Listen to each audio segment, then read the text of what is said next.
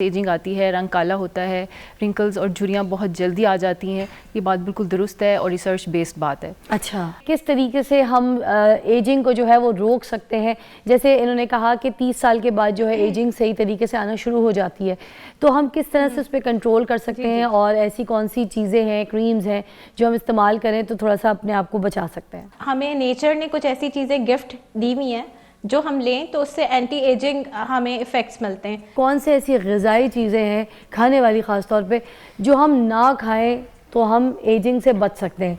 वो तो सब पता है कि ये खाना है, यूँ करना है तो फिर इससे एजिंग ज़रा रुक जाएगी। बहुत आसान तरीका बताते हैं। कौन सी चीज़ों को नहीं खाना है? ये वाली चीज़ें नहीं खानी चाहिए, ये जल्दी जिस्म में एजिंग लेकर आ जाए, क्योंकि बॉडी में वात पैदा करती। वात मतलब एक्सेस ड्राइनेस। कौन सी ऐसी चीज़ें हैं जो आपको एजिंग से बचा सकती हैं? क्या ये सन ब्लॉक्स हमें बहुत ज़्यादा इस्तेमाल करना चाहिए या फिर हमें बहुत ज़्यादा धूप भी लेनी चाहिए स्किन के लिए? कुछ लोग कहते हैं ना कि धूप में जाओगे तो रंग काला हो जाएगा, फिर स्किन ख़राब हो जाएगी, एज जल्दी आ जाएगी। और कुछ लोग कहते हैं नहीं, थोड़ी सी धूप लेनी चाहिए, उसमें विटामिन डी होती है। तो क्या स्किन के लिए भी vitamin D is very important जो एज को रोक सके? तो प्लीज़ एक्सप्लेन। जी बिल्कुल फिज़ा, दोनों चीज़ें ही दुरुस्त हैं, दोनों बातें बिल्कुल दुरुस्त हैं। विटामिन डी जो है वो सिर्फ सूरज से मिलता है, आप खानों में विटामिन डी नहीं कंज्यूम कर सकते। तो उसमें टाइमिंग बहुत इंपॉर्टेंट है कि किस टाइम की धूप लेनी चाहिए और किस टाइम में धूप से अवॉइड करना चाहिए। ये भी बात बिल्कुल दुरुस्त है कि धूप में जाने से एजिंग आती है, रंग काला होता है, रिंकल्स और झुर्रियाँ बहुत जल्दी आ जाती हैं। ये बात बिल्कुल दुरुस्त है और रिसर्च बेस्ड बात है। अच्छा, अब जो बिल्कुल मॉर्निंग वाली धूप होती है और जो शाम के करीब सूरज गरूब होने से पहले वाली जो धूप है वो विटामिन डी वाली धूप है। अच्छा, उसमें आपने कोशिश करना है कि जितनी आप अपनी स्किन को एक्सपोज कर सकें विटामिन डी बनाने के लिए आप सूरज के सामने बैठ जाएं सुबह की और शाम की धूप, शाम से जस्ट पहले वाली धूप जो होती है। लेकिन जो सुबह 10 बजे से लेके 3 बजे वाली धूप है वो बिल्कुल भी विटामिन डी नहीं बनाती, वो सिर्फ आपकी स्किन जलाती है। ठीक है। तो उसमें आपने बिल्कुल भी धूप में नहीं जाना, खासतौर पे चेहरा लेके नहीं जाना। अगर आपको जाना भी है तो आपने ढक के जाना है चेहरे को, चाहे वो आप सन ब्लॉक से ढक लें, चाहे आप अम्ब्रेला ले लें या पी कैप पहन लें या किसी भी तरह से, तो चेहरे को ढक के जाना है आपने 10 से 3 बजे वाली धूप में। अरे ज़बरदस्त, क्या बात है जी। और अब आपके पास आएंगे समरा जी, आप क्या कहेंगी कि किस तरीके से हम एजिंग को जो है वो रोक सकते हैं? जैसे इन्होंने कहा कि 30 साल के बाद जो है एजिंग सही तरीके से आना शुरू हो जाती है, तो हम किस तरह से उस पर कंट्रोल कर सकते हैं और ऐसी कौन सी चीज़ें हैं, क्रीम्स हैं जो हम इस्तेमाल करें तो थोड़ा सा अपने आप को बचा सकते हैं?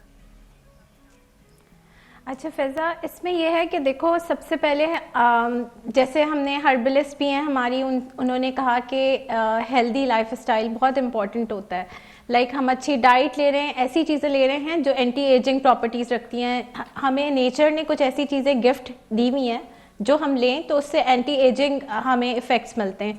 लाइक हमारा उसमें डिफरेंट सब्जियां हैं, फ्रूट्स हैं। स्लीप बहुत इंपॉर्टेंट है, बहुत अच्छा रोल प्ले करती है। सर्केडियन रिदम के अकॉर्डिंगली आप स्लीप लें, गुड स्लीप, हाइड्रेट रखें अपनी स्किन को, सनस्क्रीन बिल्कुल लगाएं। सनस्क्रीन जो है ये एक विंडो फेज होता है सुबह 10 से 3 बजे तक का, इसमें आपने बहुत ज़्यादा एहतियात करनी है। प्लस फिर हमारे 30 के बाद हम डर्मेटोलॉजिस्ट जो हैं कुछ ट्रीटमेंट्स एडवाइस करते हैं जिससे एजिंग को हम स्लो कर सकते हैं। अच्छा, एजिंग को हम रोक नहीं सकते बट एजिंग को हम स्लो डाउन कर सकते हैं।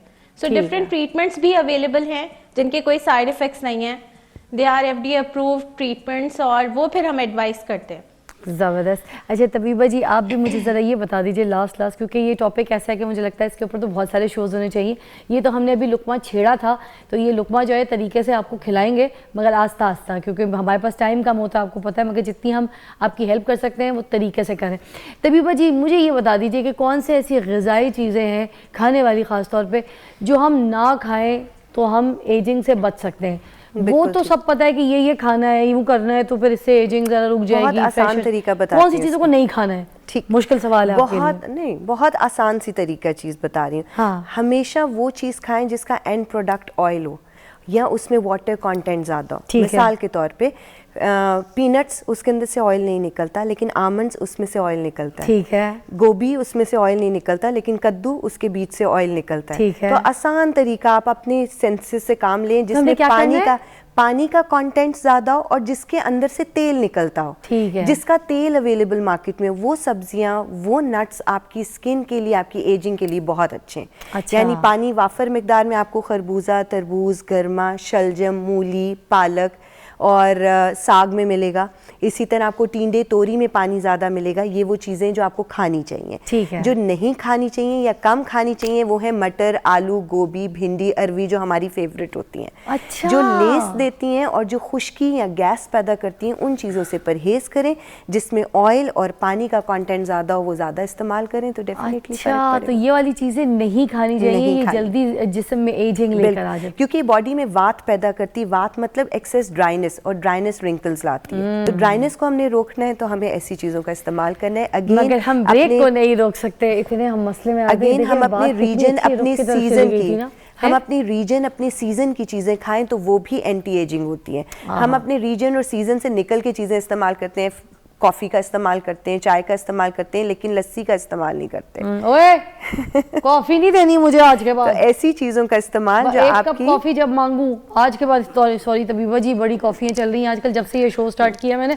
मेरे साथ है मारफा कैफ़े से मोहम्मद जाहिद साहब। जाहिद साहब, क्या है आज जो कल वादा किया था वो पूरा करें? जी हाँ, आज दम कनाली है और ये हमारी स्पेशल है और इसके पायनियर भी हम ही हैं।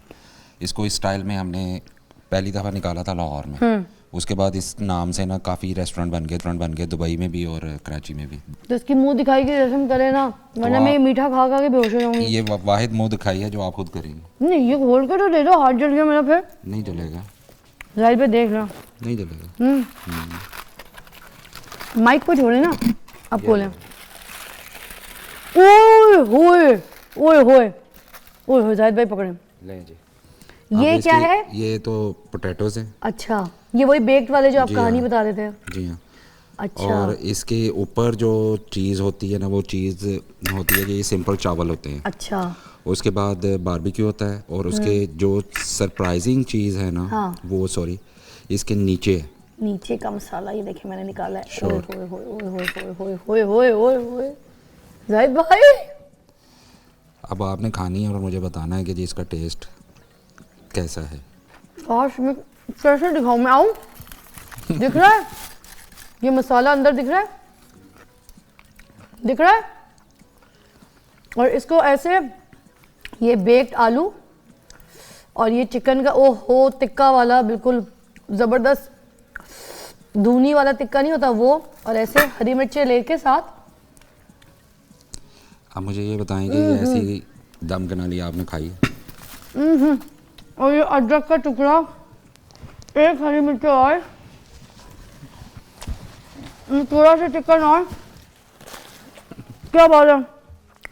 आप लोग तो बस मुझे छोड़ दें, बहुत मजे में खाएं। कौन है आप? कौन है आप? Thank you very much.